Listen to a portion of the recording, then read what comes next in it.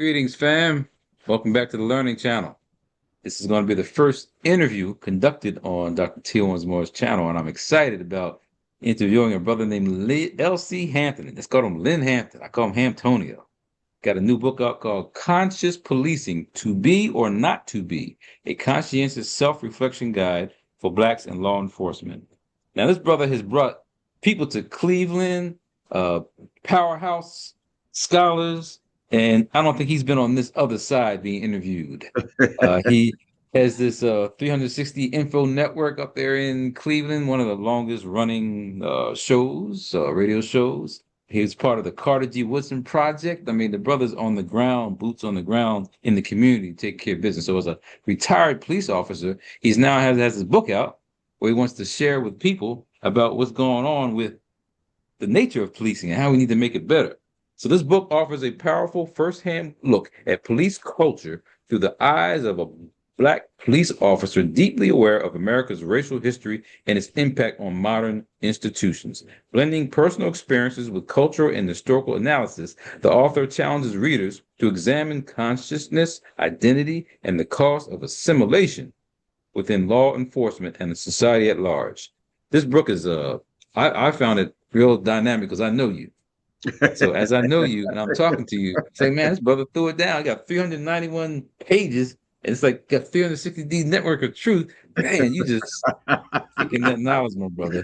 So I would like to say, welcome to the channel, and I want you to go ahead and share with us about why you even wanted to write this book.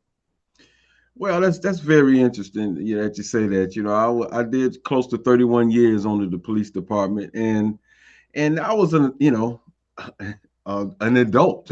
When I came on the force. Some people come in 21, 23 years old, things of that nature. I was in my mid 30s, so I already had my identity on who I was, what I was about. I didn't need the police department to make me a man on who I was and what I was about. I was already there. So I found myself in those early years just trying to make my way around. And as I discussed it in the book, I would always talk to elders and people who've been on the job just to get a handle on what to expect and what's the temperature around there and what's going on. And then some of the younger brothers I started conversing with, bringing in my Afrocentric culture. If you would, read chapter 1 is called The Shaping of a Mindset. So, I had a background, of, cultural heritage and always been, down about the Black consciousness and who we are and what we are. So, I yeah, thought it so was I powerful. was, You had Brother James Smalls on your forward, so you definitely got some consciousness going on in your book. yeah.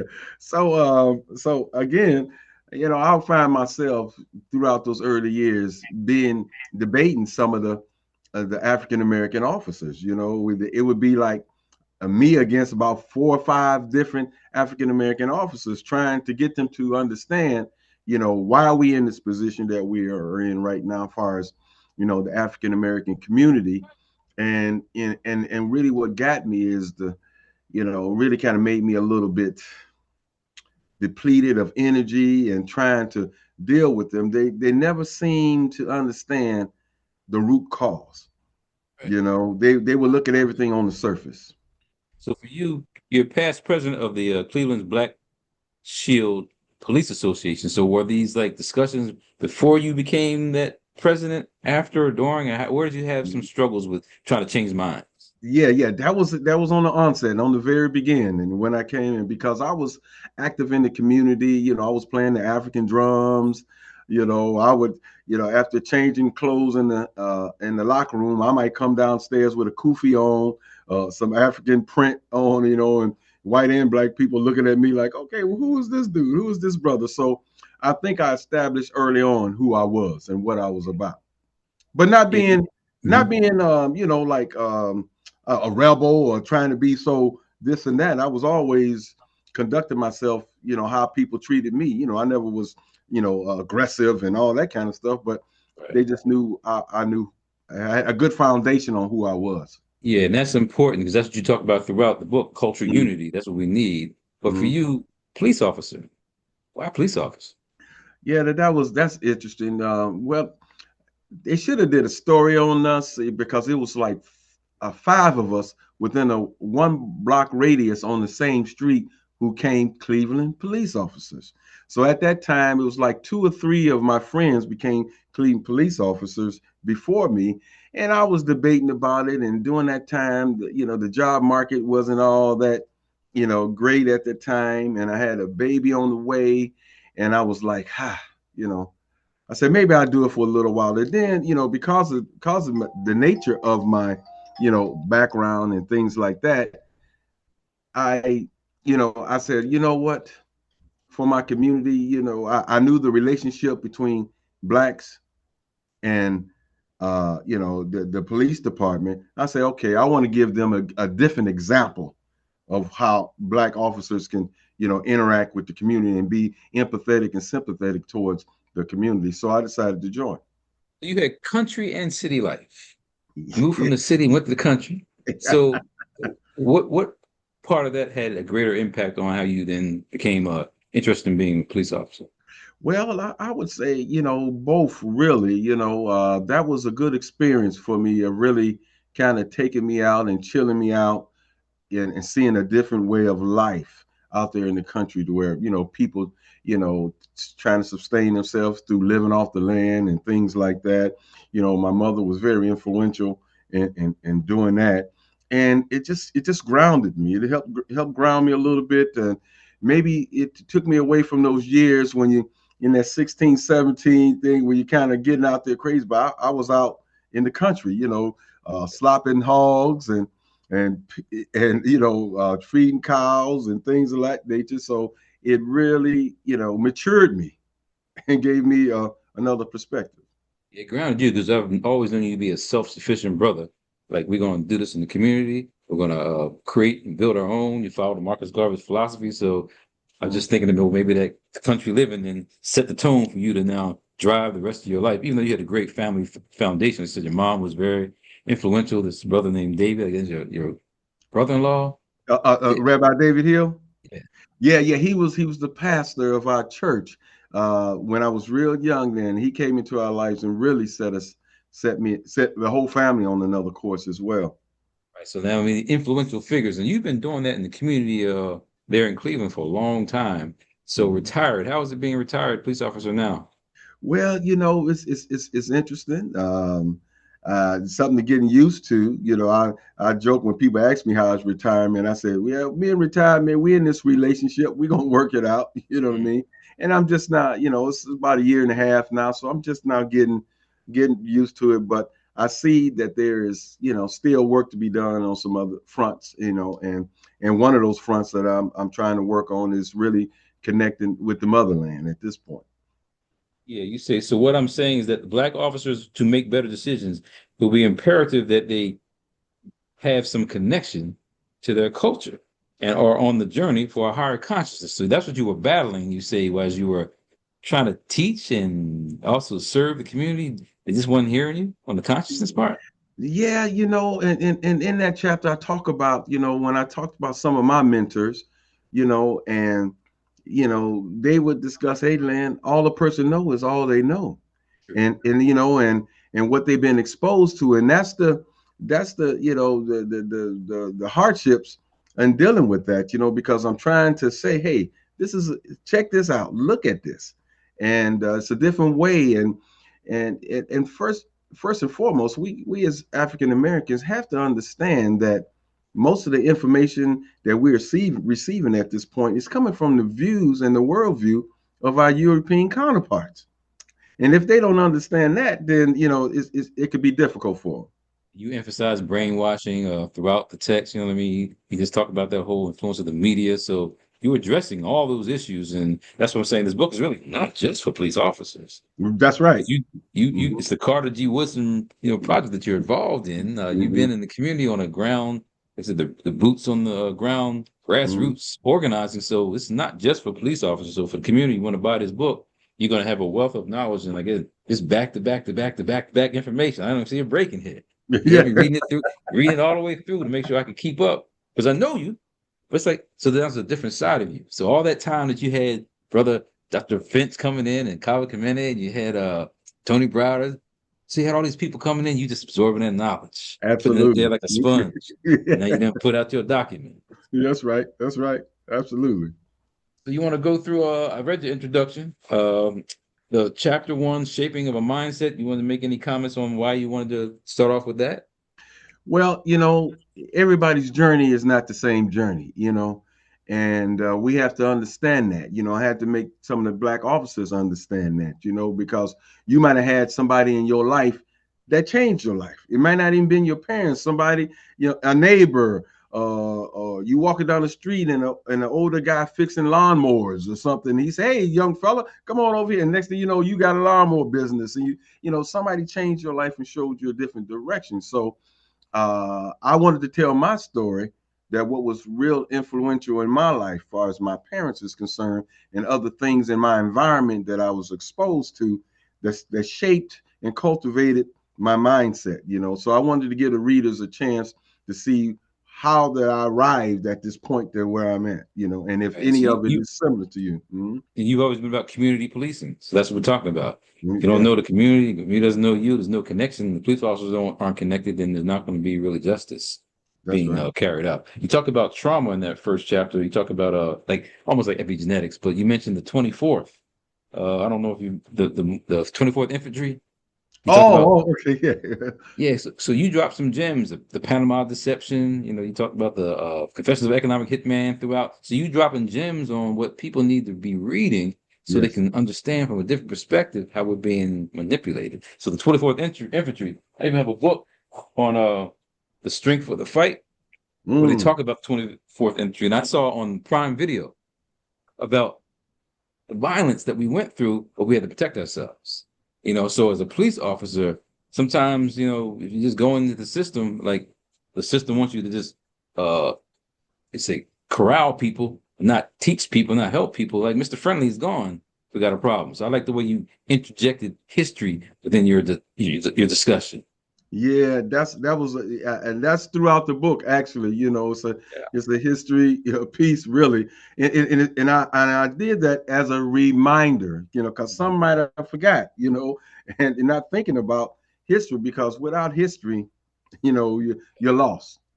We're lost, So with that, you got Dr. Amos Wilson throughout, and you have chapter two. It's all about consciousness. So Dr. Wilson was all about our minds need to be changed. Can't be self-defeated all the time. And self-hate Mhm. is problematic. So what about this chapter on it's all about consciousness? How'd you throw that down? Yeah, I said, I thought it was a good place to put it right there, coming from the shaping of a mindset, and then how it brings you to a certain level of consciousness and understanding, because I believe consciousness and culture are intertwined, goes right together, and so I don't think the African American community, and you being a psychologist, or understand that all the little nuances, the images, and someone controlling the narrative, how that affects your consciousness and how you think, your conscious and subconscious mind.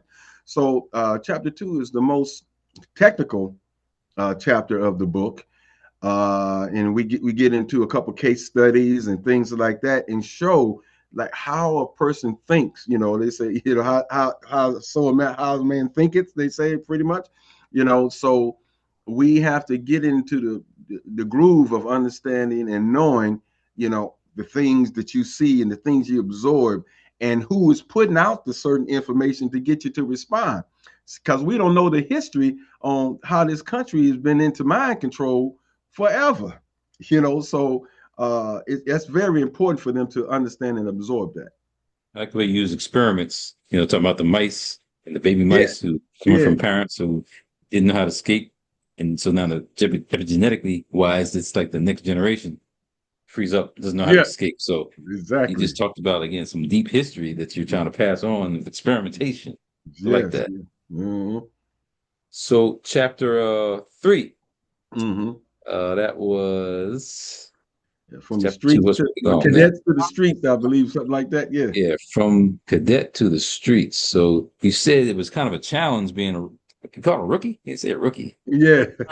But he said, the general duty, there's some challenges with the police officers, and I guess some of the white officers were able to have a little easier path. So is that still going on? Yes, yeah, we got to understand this, and like I indicate in the book, the Irish community kind of fell into that fire and police department, roles. They took up that, and I hate to say it, but we black officers is just pretty much occupiers. We got in through a lot of these things through civil rights and affirmative action and conscious, being black folks being the moral conscious of this country. They, some people, okay, we can't keep treating people and black folks at that point. But chapter 3 talks about those challenges of going through the academy, and you see the paramilitary type of style and how they trying to indoctrinate you or preparing you for street readiness, and you have to be kind of strong conscientiously and knowing who you are. Just like with the military, you got to understand what this is and what their role is. They trying to get you mentally psyched up, and what can happen is you can get involved into that us versus them type of attitude, and lose sight that these are your people. This is your community. And that's pretty much kind of like what the book is about. That the white officers might saying these people. So when you Yes. as a black officer with a white, officer you're on duty with, and that whole mentality you got to watch. You did Yeah. raise something about this American constitutional law because you were raising about free speech. How are you going to tell people they can make bombs? Why would we even let them do that? So you Yes. raising this as a conscious person asking that question. Look how the Constitution is being whittled away now, like cut away, and so Yeah. now you Yeah. can't even have freedom of speech. Hear that story about Afro Man?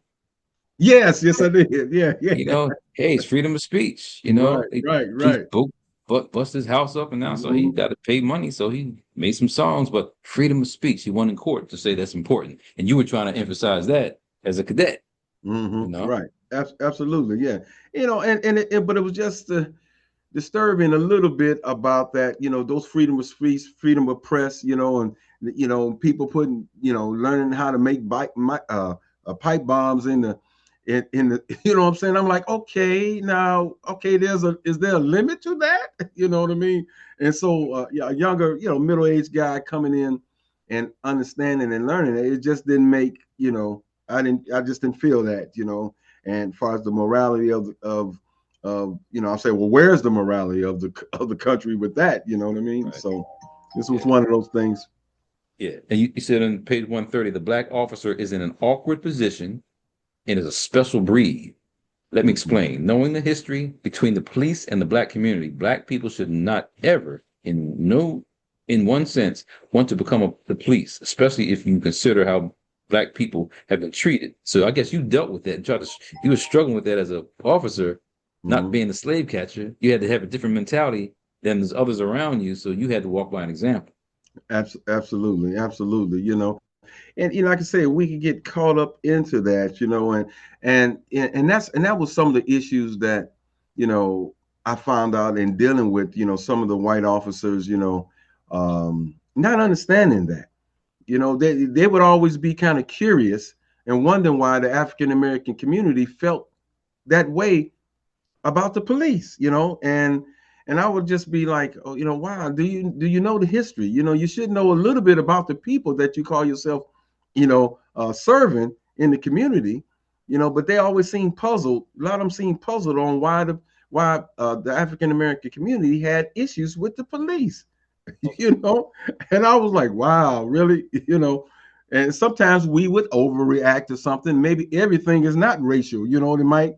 There were some white officers that, they might have did something that didn't have no racial overtones or undertones to it, Yeah. but the community could, look at it in a certain way. But with that particular statement, you know, it's a gray area for black officers, meaning that you went out there in the street sometime, and some of our communities looked at us as traitors. So you had to, Tough. you had it was a thing, it was a line you had to walk there, especially if you really wanted to do something and give back to the community. Yeah, because you're battling a whole lot because your superiors are saying what you should do, Yeah, sometimes shutting you down if something goes down. That movie Crash, remember that? With Don I Cheadle? think I kind of remember it a little bit. Yeah, what was Don Yeah, Tito? What was in yeah, that? Don Cheadle Yeah, was in yeah. it, but it was just the compromising. positions that people were put in from the different scenarios, but there's a lot of police movies and all, but it's just that you have to walk in a certain light for people to say, you know what, I trust that officer versus looking Mhm. at them as an enemy. So you probably Mhm. battle with a lot of time. Are you the enemy or are you on my side? Right, right. That's a see, and the thing about that, you have to have, even Dr. Amos Wilson said that, and I appreciate it that he said, and I take that and apply that to all the industries as far as the black person is concerned. I think it's very beneficial for anybody, any professional, to have a deep root in their culture and their history, in order for them to operate in whatever profession that they're in. You know what I mean? So I think that was very, very important, and with that, that kind of gives you a good foundation on how to proceed on some things, and I think it's very important. So I got a comment in from that chapter of 3 as it goes into chapter 4. The absence of informative and self-reflective cultural diversity classes may have had some bearing on the problems we're experiencing in our community. So it's like getting rid of DEI. But Hmm. then you got chapter 4, make policing great again. Yeah, it was a little pun on. Hey, and you should see, and you should really. Some of my European officers are having a hard time with the changes that are going on, with community policing and trying to be a more officer friendly type of thing. And you just can't blutter out, talk, hit somebody over the head, violate their constitutional rights. Come over here. Where you going? This, that, and other. See, they've been used to that type of policing for years. And now they have to restrain themselves and do things pretty much by the constitutional law and by the book. So they're not having they're having a little bad taste about policing at this particular point. So they want to go back to be able to make policing great again the way it used to, where you can Yeah. stop and frisk you, tell you to come over here, where you going, boy, and this, that, the kind of thing. So it's a spoof on that. So I guess they may say the N word every now and then, talking about these people and all that. So how Uh, about if a black officer called them crackers or something like that? Gotta get them crackers off the corner. Would well, that be problematic? we ain't gonna do that. They're Ain't gonna not do they're that. not gonna do that. As a couple of times I mentioned in the book where I talk about and trying to get the black officers and the white community to understand that, for number one, their path is not our path. My journey is not their journey. You know what I mean? So they need to understand that there's a difference. So we got to approach this whole thing differently. You know what I mean? So it's very important. When you were making says, I am illustrating this just to make a point of how our white community is going through its own type of psychosis. They were ill-fed, a constant indoctrination of white heroism and conquest, shaping their worldview at an early age. We do not or should not have to take them down memory lane, for example, showing them how law enforcement played a significant role in the mistreatment of blacks. So Mhm. you're just saying, as you said, go down, they're puzzled as to why black people don't like the police. Right, right, right.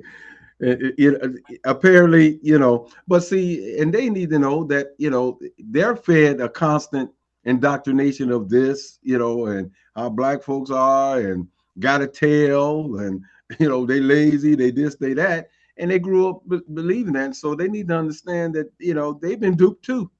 And Yeah.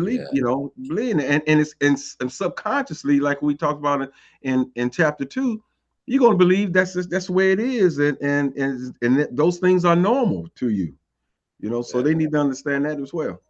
He says a tragedy that has resulted from the type of media assassination on our characters. It's really worldwide. And you get some generic examples, and you do well telling people about the Iraq War, about boycotting, the George Zimmerman thing in Florida. But I didn't hear you mention anything about Tamir Rice, because that happened in Cleveland. You didn't mention that Yeah, one. yeah. That's I kind of in a somewhat way stayed a little bit away from it, a little bit, Okay. because that's kind of still a touchy issue a little bit, but it was nothing other than that on Yeah. why I may have left it out. Yeah, because it's just like that's the ultimate in the fear.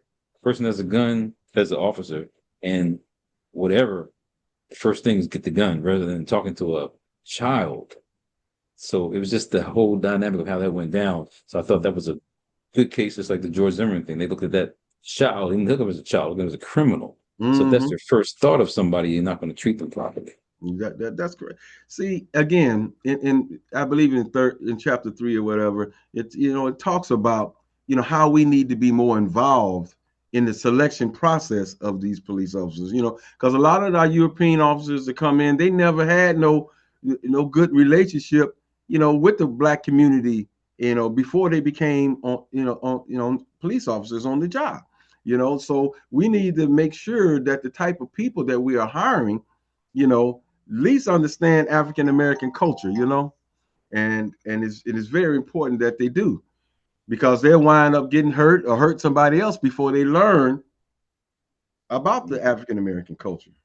So then, chapter 5, the root of all evil. It's not really just for police officers on that one, but why did you want to put that in there about the money piece, the root of all evil? Well, because everybody, some of their solutions to some of these questions, on why we act or what's going on like that is, oh well, the money, you know, you, I mean, well, I was trying to illustrate that, you know, a person not being able to take care of themselves, sometimes their morals are compromised. You know what I mean? Yeah. And how we got to this point of this economic deficit that where we in, as far as this our community is concerned. So I illustrated on how we got there and how that can deal with your a certain mentality and the way you act at the same time. But in the same time, I drew a parallel example about how people in these, and you've been there, these third world countries, they may not have much, but how a culture comes into play.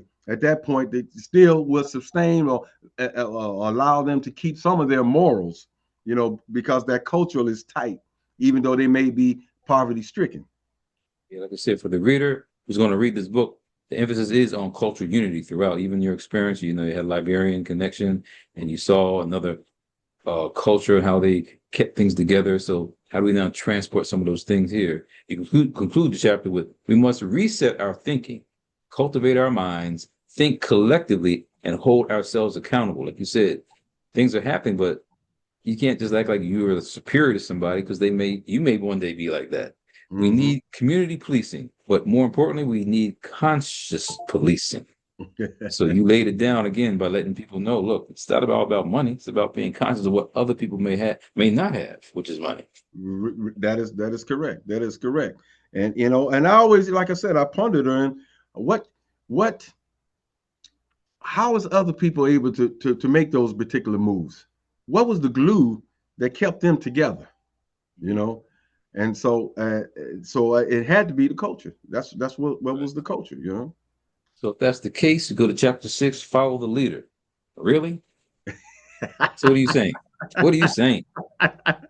Well, again, it's about the whole thing and the psychosis behind that.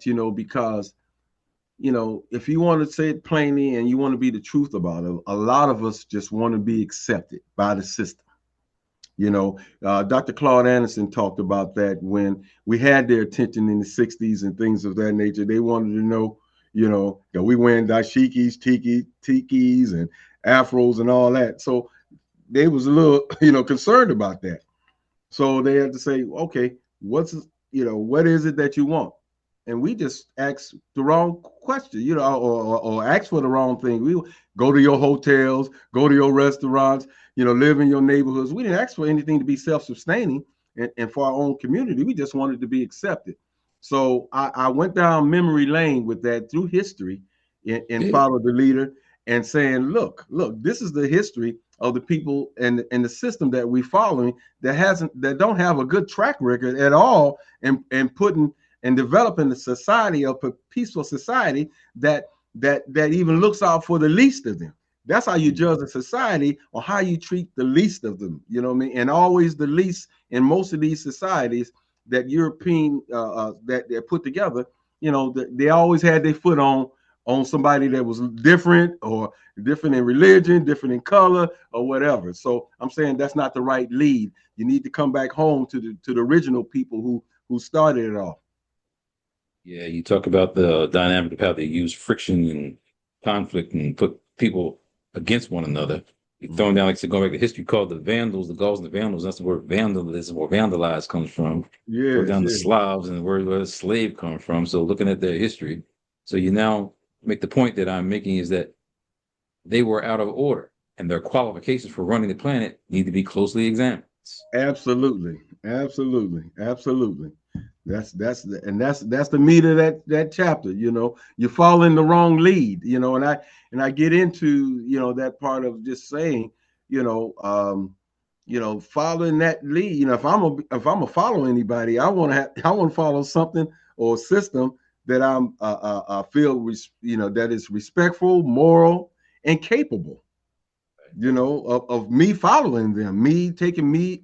I gave the example of joining a church. He's the leader, so you want to follow somebody that you trust in, has vision, and you believe in. So I'm just telling them to take a close examination of the system and the people that are stewards in this particular country, and see if it's something worth following. Yeah, and then it's a shame that people are following athletes. You put here, we have brothers who can quote everything that is going on in the NFL and NBA. We don't have the luxury to engulf ourselves in that at this time, totally. And I'm saying it's World War III about to happen. Got time to be worrying about what's happening in the NBA and what's going on. I don't even know who won the college championship for basketball. I mean, because Absolutely. I hadn't watched TV since the Super Bowl. It's like, you know what? We need to disengage and look at other ways that we can now not get caught up in the propaganda that keep pushing on us. When we say propaganda, you talked about the Chinese kicked the foreigners out and shut everything down until they got themselves together. I don't know if you know there's a book by Sam Yet called The Choice. No, I don't think I'm familiar with Yeah, it. Sam Yet wrote the book called The Choice, the issue of black survival in America. He talks about when he was in China and he saw how they got rid of opium. The British pushed the opium to make sure that people would be all drugged out and they could take advantage of Comatose it. and stuff. Yeah. So they took them to an island, Yemen, not like the island Yemen in Middle East area, Hmm. but they said this is what we got to tell the people. This is what we got to tell the people, like propaganda. So Hmm. Sam Yet, as a black man, saw that play, and then at the end, the Chinese man asked, he says, "So Sam Yet, that's how it really happened?" You talking Hmm. about again the Chinese? They did something to get rid of the drugs. Hmm. So the Chinese man is asking the black man, "So tell me about that Sanford and Son. Those are white people dressed in blackface, right?" So no, those are black actors. That Chinese man walked away. Y'all not serious. So the media and the propaganda and what they pushing is what's hindering people from what finding themselves and finding their cultural unity. So we got to find a way to kind of get out of that. And then you Yes. put in chapter 7, the masquerade. So what do you say? What do you Well, say?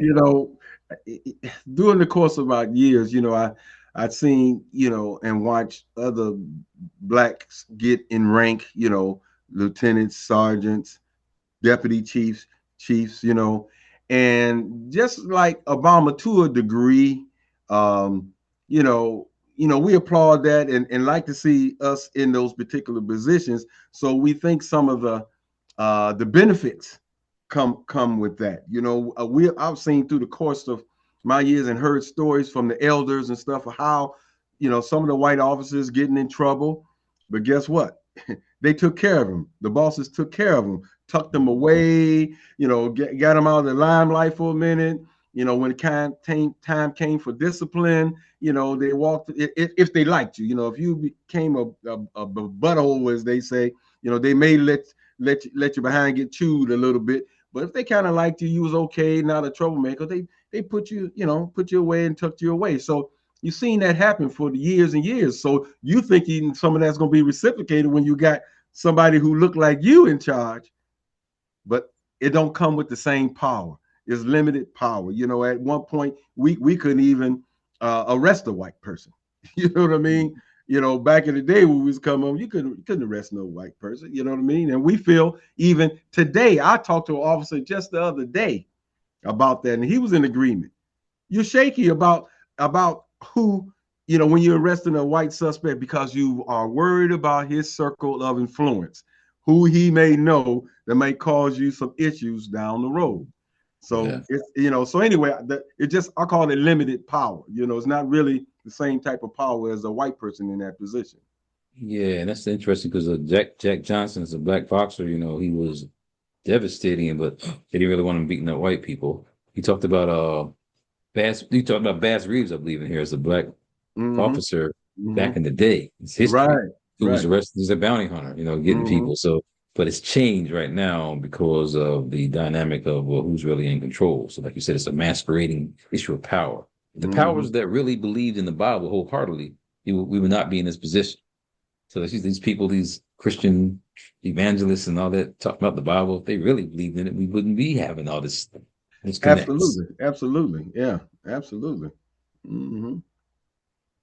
So you have back in the day, we had our own sports teams. You start going back and like what, maybe the Negro League. Oh, yeah. You know what I mean? Do we need to return to that and do that again? Mm-hmm. We used to have the ABA. I don't know if you saw Soul Power on Prime Video about ABA. And I don't think I've ABA. seen. So you heard of I ABA? know That's what, I seen some recently with we talk about how Julius came into yeah. that piece. Yeah. Uh-huh. So it's like a four segment documentary on Okay. ABA. Okay. Okay. George Gervin, you know what I Mm-hmm. mean? All the Right. old school players who now revolutionized the way that the NBA now plays. But Mm-hmm. again, if we now look at having control over our own resources, there'll be no masquerade, Yeah, you that's know? right. And see, and this is where the community comes into play. They need to be able to support those whistleblowers or the people who come out and step out for justice and stuff. We can't leave those particular people out there on their own. I give you a Right. prime example of that. You remember in Atlanta during the election, them two females in Atlanta. Oh, you was right. You down there. Remember how they jumped on them, was threatening them, and we should have had people surrounded their houses, protecting Technically. them. Right. Why you leave those two women out on their own? And even they just told the truth for what they knew and things like that. But through that GOP rhetoric, they jumped on them women. Them women was fearful of their lives and things. Black community should have surrounded themselves with them, protected them, and so I'm saying with that, our community, when you have a police officer who steps out and call out some wrongdoings, you can't leave him out there by himself. They need to know that there's a strong community behind it, and we watching you. And if something happened to this particular guy, we coming at you, and Yeah. we don't stand up like that. Yeah. Our mindset is not correct right now. That's why you have in chapter 8, the resurrection, the reshaping of a mindset. So this is Yes, where you're at. How you resurrect the minds. yes, yes, yeah. We got to change the way we thinking, the way we perceive things. I get in there, and talk about we talk about community and community. I'm saying we almost kind of wore that word out, community. But when you talked earlier about Garvey, he talked about nation building. So let's call ourselves a nation because that brings us all together, Mhm. and like we on the same team, like Dr. Claude Anderson said. Yeah. So I'm proud of you as a police officer made it through and you have some children, right? Mm-hmm. So you have some adults that are doing their thing positive. You said, since my heart is set on connecting somehow to the motherland, for me, the most significant achievement I can do for my children at this point would be to leave them in a state over there in Africa.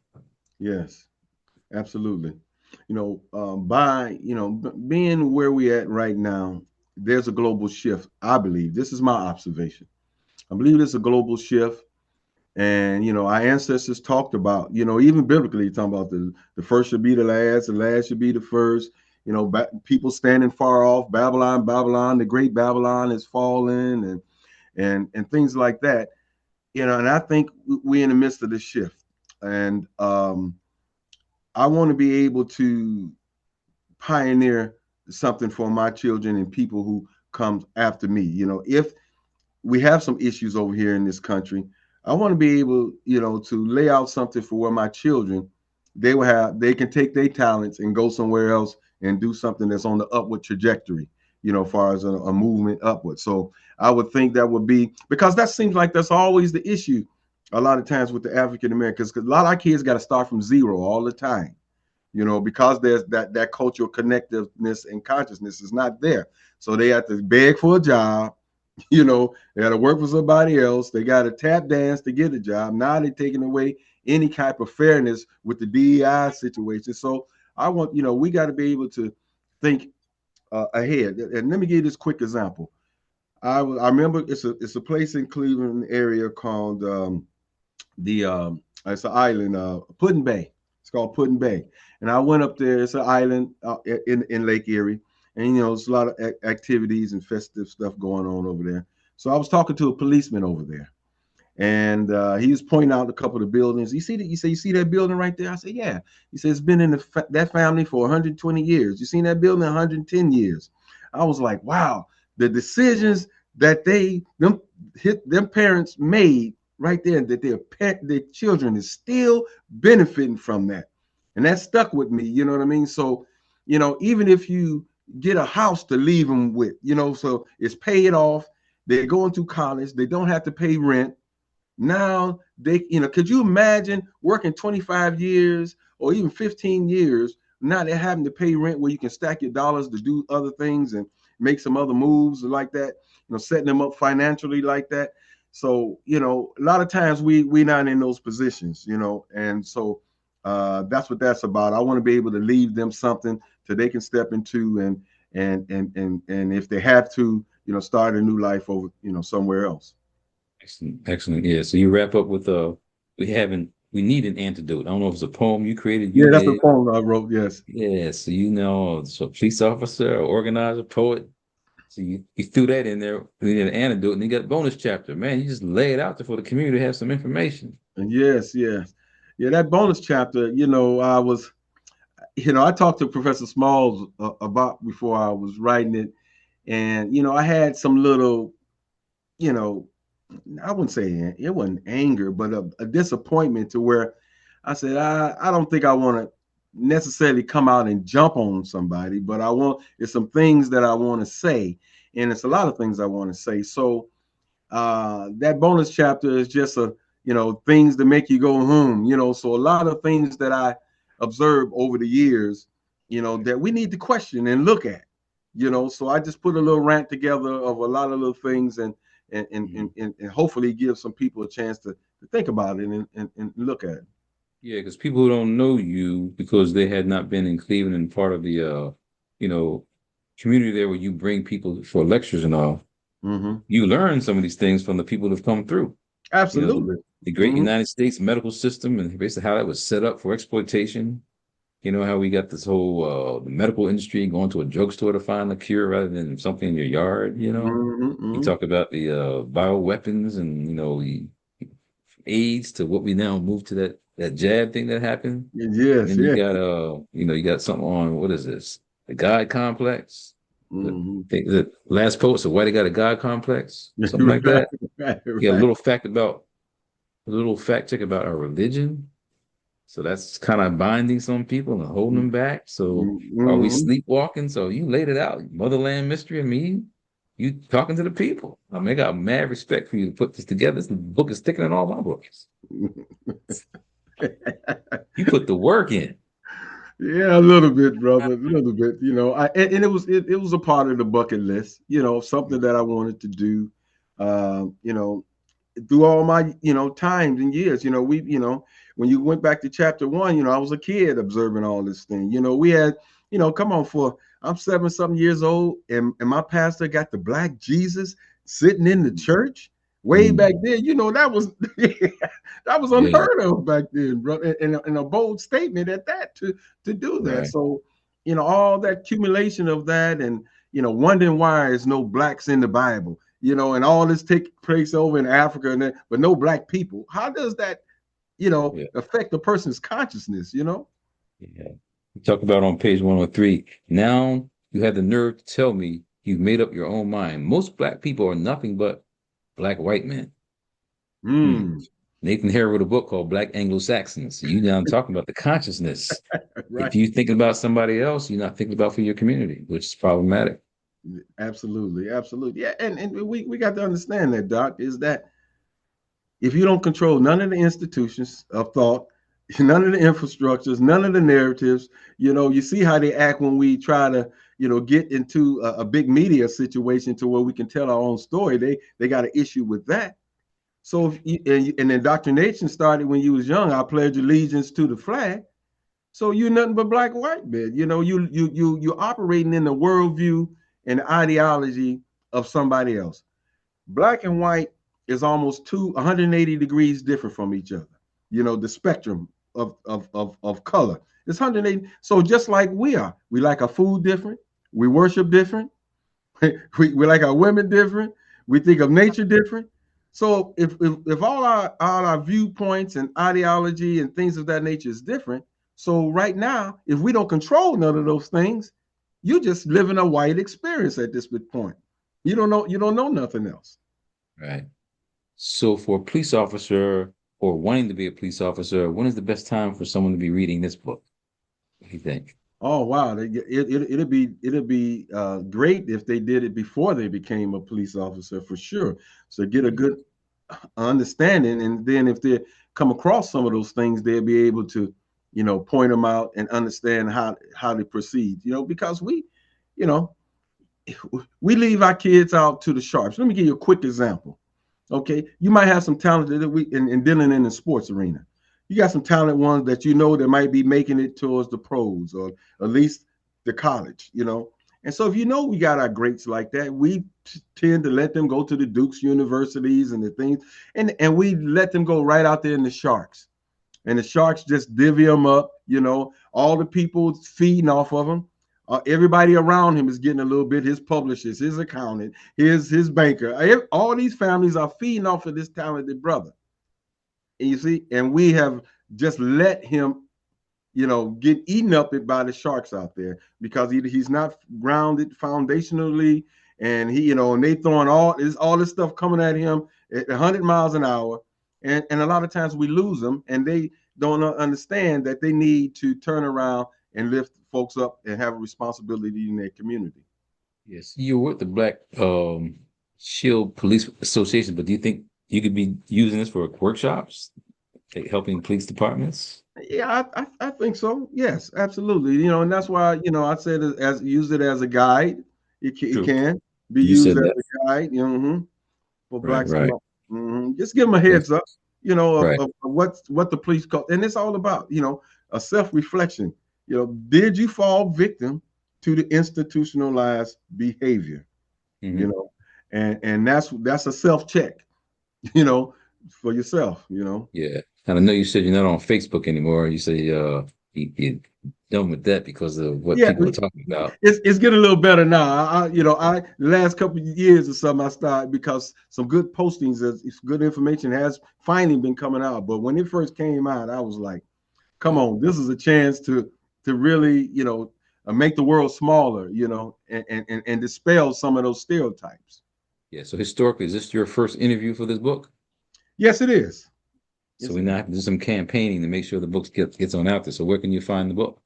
You could go to Amazon and get the book. It's on Amazon, or you could contact me personally, 216-323-6155, and we can get the book to you. Or rather, side email, hamptonaman3@aol.com. Mm-hmm. All right. Well, we're going to support you, my brother. Like I said, we got to get the information out because this whole issue of community is not there. The right policing is not aware. People don't know how to operate to do it. Conscientiousness, we see what's happening from the grand scheme of the government filters down to the slave control mentality. So we're not really helping people to thrive. We're just trying to put them in jail. The whole school to prison pipeline is problematic. So I Yes. think your book is really addressing ways that we can make some changes in law enforcement. So I commend you for a powerful book. Thank you, brother. I appreciate it, and I appreciate your time. Yes, sir. So like I said, you've been on the other side interviewing and talking to other people. Now you see how the game rolls. You got to put this stuff on out there so people know what you do. Well, yes, sir, brother. Thank you. I appreciate it, brother. All right, we'll be in touch. Okay. All right, my brother. All Peace. right. Peace to you. Mhm.